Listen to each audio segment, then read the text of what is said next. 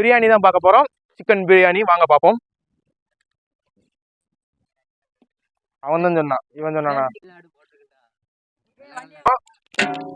கபைரா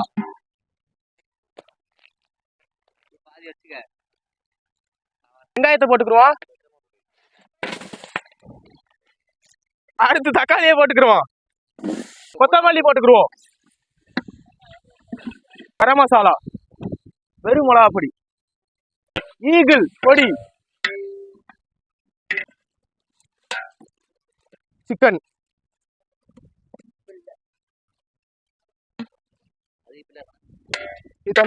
இதெல்லாம் எடிட்ல எடுத்துட்டுங்களா? போட்டுன்னு வினோத்தை வேமான் தம்மா போட்டு விடுங்க, சாப்பிடுவோம். Perfect ready. அற்புதம். பிரியாணியே இந்த வெங்காயத்தோட வச்சு போடும்போது அருமையா இருக்கு, வேற லெவலா இருக்கு.